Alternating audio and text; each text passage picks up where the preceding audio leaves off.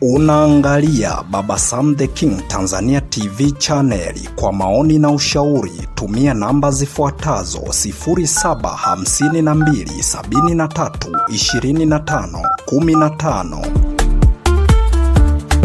Baba Sam the King.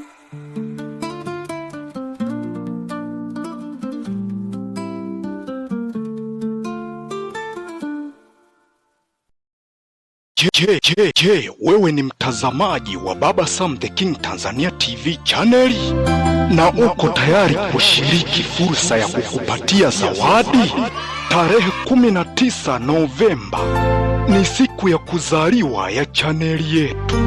Uongozi wa Baba Sam the King Tanzania TV channel unamtafuta mshiriki mzuri wa Baba Sam the King Tanzania TV channel ambaye hupenda kusikiliza simulizi katika chaneli hiyo.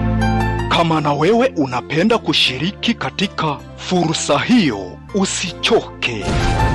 Fursa iko wazi kabisa. Tuma niko tayari kushiriki katika fursa kwenda namba ya simu 0752 73 25 15 0752 73 25 15. Kuna maswali 10 utakayoulizwa ili uweze kutoa majibu yake. Ukipata maswali 5 utakuwa mshindi wa pili wa shindano hilo. Ukipata maswali yote 10 utakuwa mshindi wa kwanza kabisa wa shindano hilo. Na maswali yatakayoulizwa ni yale yanayohusu simulizi ambazo zinarushwa kupitia kituo hiki cha Baba Sam the King Tanzania TV channel. Usipange kukosa, kwani zawadi ni ya kwako.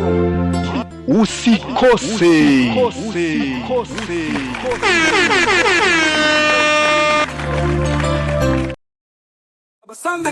Unaangalia Baba Sam the King Tanzania TV channel. Kwa maoni na ushauri tumia namba zifuatazo 0752732515.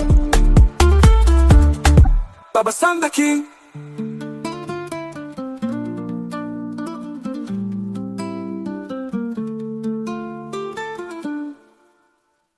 Assalamu alaikum warahmatullahi taala wabarakatu. Bwana Yesu asifiwe. Tumsifu Yesu Kristu. Mpendwa mtazamaji na msikilizaji wangu wa Baba Sam the King Tanzania TV channel, karibu tena katika simulizi zetu za sauti ambazo umezoea kuzipata hapa. Na hii simulizi si nyingine, ni ile simulizi yako pendwa kabisa ambayo inaitwa Mtoto Yatima sehemu ya 42. Mtoto Yatima ni simulizi ambayo inamwangazia binti wa kuitwa Shora Dismas, maisha anayoendelea kuishi bila kuwa na wazazi. Ni yatima kwa sababu wazazi wake wote wawili walifariki katika ajali mbaya sana ya gari. Kama endapo utakuwa hauja subscribe channel hii, inaitwa Baba Sam the King Tanzania TV channel, na chini ya video hii kuna kitufe ambacho kina rangi nyekundu, pia kina alama ya kengele. Ukigusa hapo moja kwa moja utakuwa umejiunga na familia ya Baba Sam the King Tanzania TV channel. Tunachokuomba subscribe, like, share, comment ili tuweze kupata mchango wa mawazo yako. Naamini mpenzi mtazamaji na msikilizaji wangu wa simulizi za sauti, kuna vitu ambavyo unaendelea kujifunza ndani ya simulizi hii. Sasa nikukaribishe sehemu ya 42, tuendelee kuidadavua simulizi hii ili tuweze kujua maisha namna jinsi yalivyoendelea. Shora Dismas alilia sana akiwa na mawazo mengi. Hajui ni kitu gani ambacho anaweza kukifanya ili hayo majaribu waweze kuyaepuka. Hakujua afanye jambo gani ili aweze kuepuka hayo majaribu. Alilia sana. Lesa Charles aligeuka ni kuwa mtu wa kwanza kumbembeleza rafiki yake ambaye walikuwa wanafanya kazi pamoja, wakivuruga majaruba kwa pamoja, wakifurahia, waliokuwa wakipiga maombi kwa pamoja na wakicheka, wakitaniana kwa pamoja. Sasa hivi kilio tena kimeanza. Ni kama vile amepoteza tumaini kutokana na mambo haya ambayo amejaribu kuambiwa, kwa sababu wale aliowaacha upande wa pili wanahitaji awe Muislamu, na huyu mtumishi anataka Shola Dismas aendelee kuwa Mkristo. Hakuna haja ya kubadilisha dini. Sasa hiki ndio kitu ambacho kimemfanya aanze kulia, kwa sababu hajui namna jinsi ambavyo anaweza kufanya, kwa sababu yeye anachokipenda hapendi amkwaze hata mmoja. Wale kule akiwaacha atawakwaza, na akiangalia wao ndio ambao wameweza kumtoa pale, japokuwa alikuwa kwenye mateso ya Ogena, lakini bila bimwamini pale, maana yake asingeweza kupata pesa ya kupanga, na zaidi huenda labda ingetakiwa aanze kuzurura tu mitaani kama jinsi ilivyokuwa mwanzoni, pasina mpangilio wa aina yeyote, pasina mtu wa kuweza kumsaidia. Aanze kutafuta vyakula vya majararani na kuzurura hapa na pale bila kupata eneo maalum la kukaa. Sasa alivyokuwa kiwaza hayo yote, kwa kweli aliumia sana. Hakujua aache lipi na ashike lipi. Akiangalia katika usajili wa laini aliyopewa, linasoma jina Muamini. Je, simu yenyewe tu kwanza anayoitumia ni Muamini. Akiitazama tu anaona jina la Muamini, kwa sababu yeye ndiyo aliyoinunua. Sasa anatafakari afanye nini, aache kipi na ashike kipi. Hajui. Kwa hiyo alichokiona cha kufanya ni kulia tu, na anawaza kama endapo akimkwaza mtumishi, aliambiwa silipe kodi, mwisho wa siku ataanza kulipa. Hayo ni mawazo yake ambayo alikuwa anaendelea kuyawaza. Mtumishi huyu alikuwa pembeni, na yeye anajaribu kujikaza kiume, lakini machozi yalikuwa yakimlengalenga. Lakini kuhusiana na mke wake Lesa Charles, yeye alikuwa analia kabisa na Shola Dismas, wanalia kwa pamoja. Huyu anambembeleza, yani anataka mwenzake anyamaze. Kwa hiyo analizwa na mwenzake, kwa nini hataki kunyamaza, lakini mwenzie ana mawazo mengi. Hataki amkwaze hata mmoja, hataki wakwaze wale kule, wala hataki amkwaze huyu wa huku. Akiwakwaza wale wa kule, wakati ndo wa kwanza kabisa kumlea, kumuokota na kuanza kumlea. Sema tu kisokoro kwinyo mmoja tu ndo aliyokuja kuleta yote hayo yakatokea, mpaka katoka pale. Atakuwa hajafanya vizuri, kwa sababu walimlea vizuri. tena hasa ambapo aliambiwa afanye tu kazi za nyumbani. Hata kule mgahawani alikuwa haendi, ashinde na huyu kijana wa kuitwa Amini bin Nasoro. Akaamua kuendelea kushinda naye. Hakuna kazi ngumu alizokuwa akizifanya. Kazi hizo za nyumbani, za kuosha vyombo, kupika, ilikuwa ni hali tu ya kawaida. Lakini baada ya kukaa kwa muda mfupi kama nusu saa hivi, Shola Dismas alinyamaza, kwa sababu japokuwa si kwamba eti mawazo yalikuwa yameisha, yalikuwa yanaendelea, lakini alinyamaza kimya, na hatimaye alinyenyuka akamwaga Lesa Charles pamoja na mtumishi kwamba yeye amekuwa na mawazo mazito sana, kwa hiyo inatakiwa aende nyumbani. Walimruhusu kwa sababu wanajua hali ambayo anayoendelea kuipitia. Akaondoka moja kwa moja mpaka kwake kule ambapo walipompa aweze kukaa. Hawa wengine waliendelea na kazi zao kama kawaida.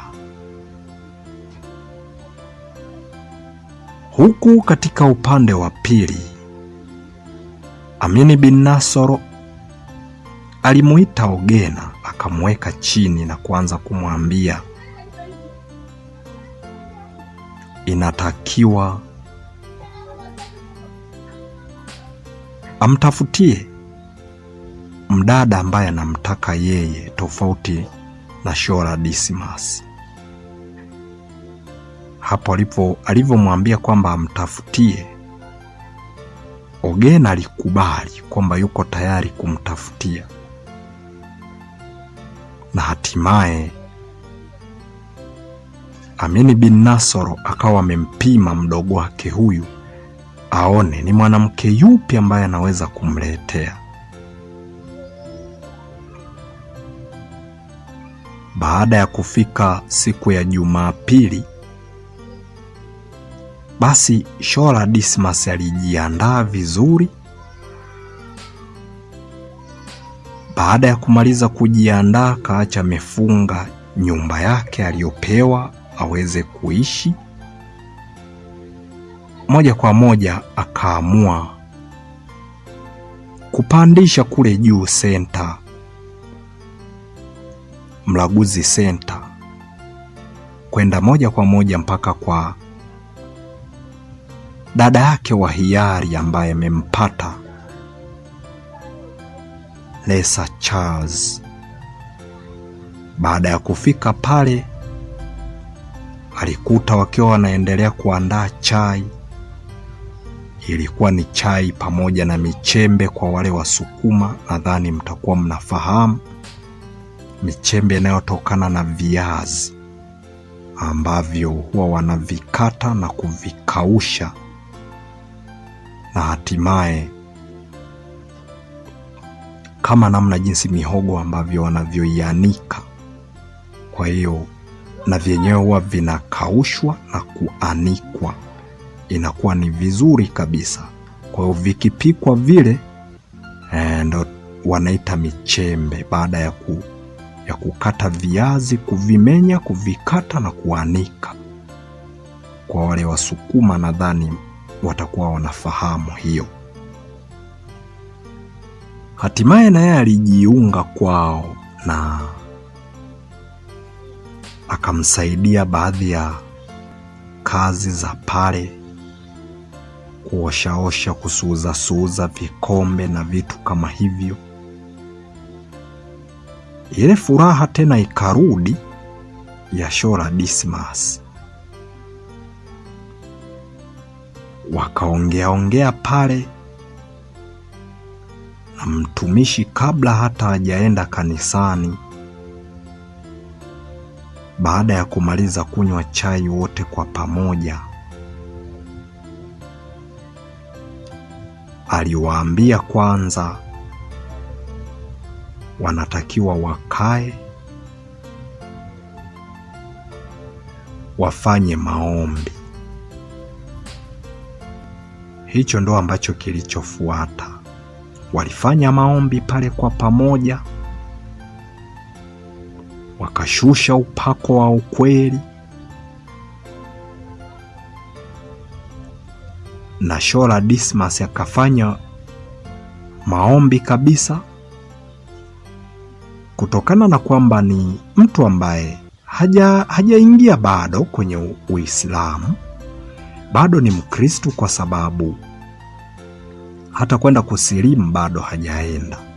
Lakini tu yeye kumwambia vile Lesa Charles, alikuwa anamaanisha kwamba ana mchumba kweli wa Kiislamu, ambapo hata kama kimleta asije kushangaa. Ndiyo maana mpenzi msikilizaji wa Simulizi za Sauti, unaambiwa heri nusu shari kuliko shari kamili. Kwa hiyo kilichofanyika, ndiyo maana aliamua kumweleza ukweli kwamba ana mchumba wake ambaye ni Muislamu, ili hata huko mbele mambo yasije yakawa magumu, akaanza kuficha ficha hapa na pale. Baada ya kumaliza maombi, waliondoka wote kwa pamoja, wakaingia kwenye gari la mtumishi wa Mungu. Huyo mtumishi huyo alikuwa na gari bwana.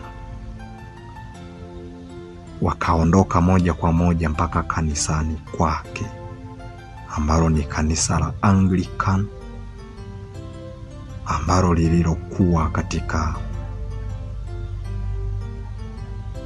kijiji cha Mlaguzi, ambacho kipo ndani ya Mboge. Akaenda moja kwa moja, wakasali vizuri kabisa. Shola Dismas akiwa bado yupo kanisani, wamemaliza ibada, hapo hapo simu ilipigwa. Baada ya kupigwa, na hakuwa mwingine, alikuwa Amini bin Nasoro, ambaye amemwambia mama yake ampigie simu ili waweze kuzungumza. Baada ya kupiga simu, Shola Dismas hakuacha kuipokea. Aliipokea, akaanza kumsikiliza yule wa upande wa pili, lakini alinyamaza kimya, hakuzungumza chochote. Wakati mchungaji anaendelea kuwaagaaga pale watu na anaendelea kufanya yale maombi ya mwisho ili waweze kusalimiana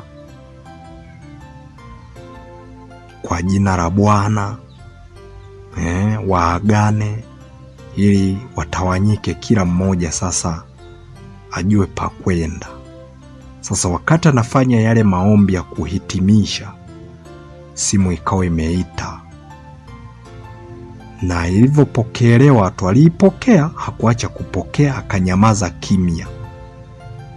Sasa Amini bin Nasoro akaanza kusikia kama kuna sauti ambazo zinasikika upande wa pili. Akawa hajui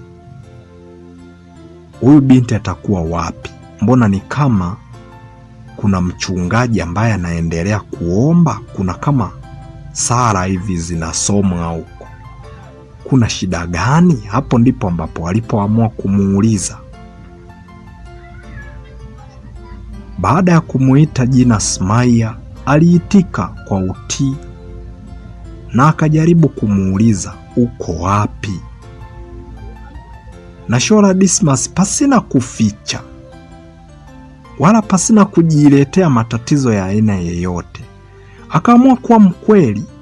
Akamwambia, kwa sasa nipo kanisani, ndo tumemaliza ibada, inatakiwa niende nyumbani. Hapo hapo simu ilikatwa, na baada ya kukatwa simu,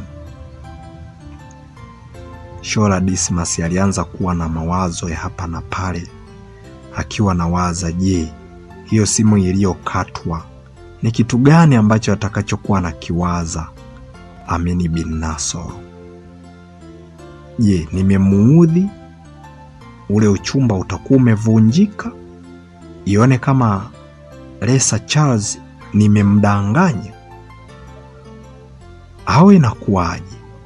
Lakini hawezi kunituhumu kama nimemdanganya, kwa sababu kama uchumba utavunjika ni lazima nitasema ukweli, kutokana na kwamba nimeingia kanisani, huyu mwingine amevunja uchumba. Kwa hiyo ni lazima kusema ukweli kuliko kuendelea kuficha. Na baada ya kuwaza mawazo kama hayo, mwisho wa siku aliamua kutulia tu, akawa na hali tu ya kawaida ya kimawazo, ingawa anayo, lakini ibada mpaka ikaisha na wakaondoka. Baada ya kuondoka, wakiwa njiani, simu ikapigwa tena, wakati gari linaendelea kuchanja mbuga kuja huku Mlaguzi Center kutoka kule kanisani. Baada ya kupigwa simu, Shola Dismas aliweka loudspeaker, kwa sababu alikuwa amekaa karibu kabisa na dada yake huyu wa hiari, Lesa Charles. Amini bin Nasoro huko alianza kufoka kweli kweli. Utaendaje kanisani?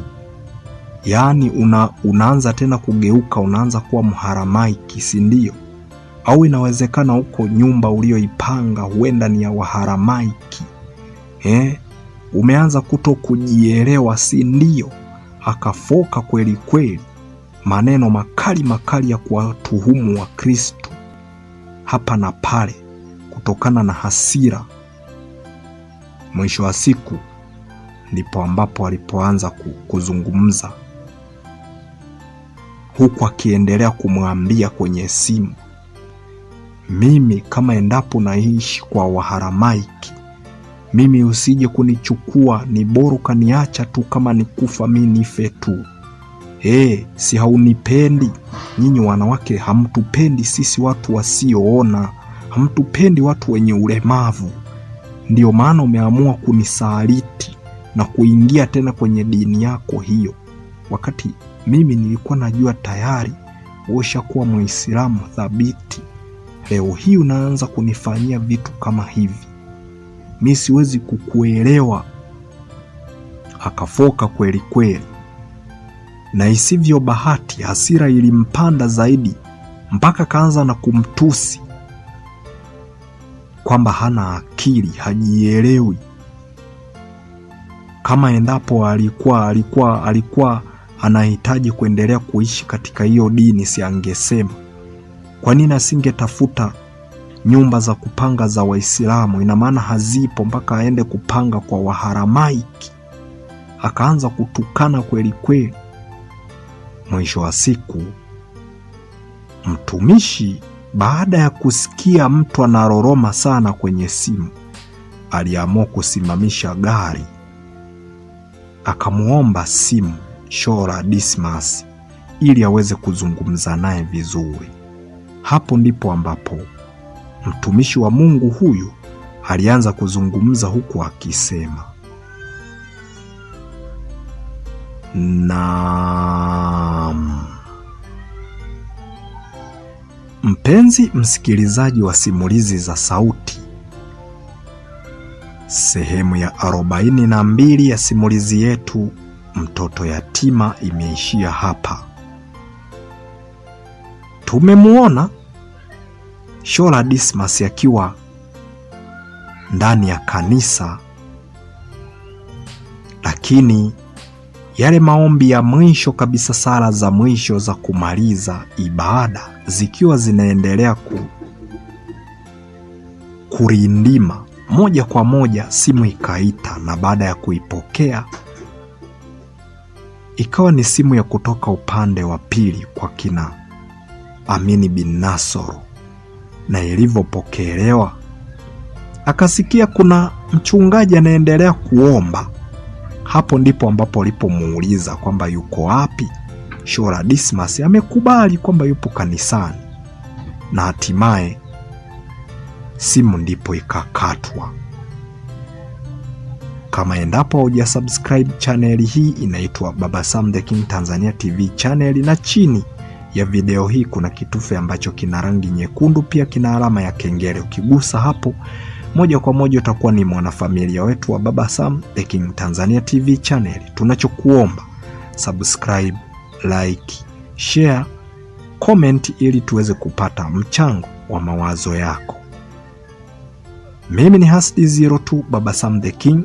Usikose kufuatilia simulizi hii episode inayofuata. Je, unahisi mtumishi alizungumza kitu gani? Ni kuage niseme kwa heri mpaka sehemu ya 43 ambayo inayofuata. Ni kuage niseme alamsiki.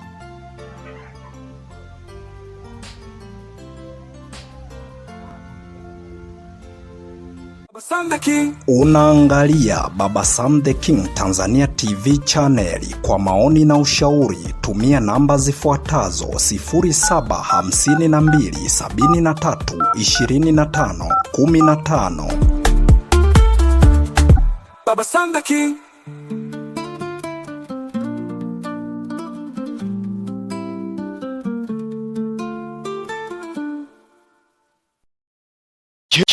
Je, wewe ni mtazamaji wa Baba Sam the King Tanzania TV channel na uko tayari kushiriki fursa ya kukupatia zawadi?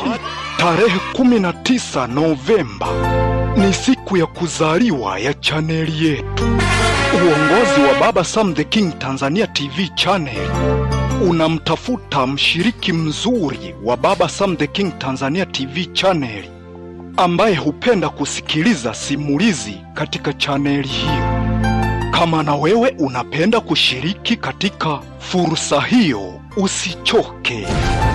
Fursa iko wazi kabisa. Tuma niko tayari kushiriki katika fursa kwenda namba ya simu 0752 73 25 15. 0752 73 25 15. Kuna maswali 10 utakayoulizwa ili uweze kutoa majibu yake. Ukipata maswali 5 utakuwa mshindi wa pili wa shindano hilo. Ukipata maswali yote 10 utakuwa mshindi wa kwanza kabisa wa shindano hilo.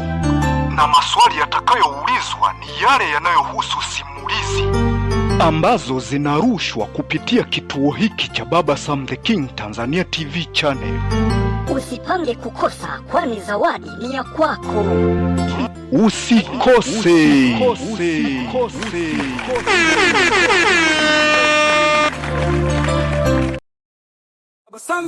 Unaangalia Baba Sam the King Tanzania TV channel. Kwa maoni na ushauri tumia namba zifuatazo: 0752732515. Baba Sam the King.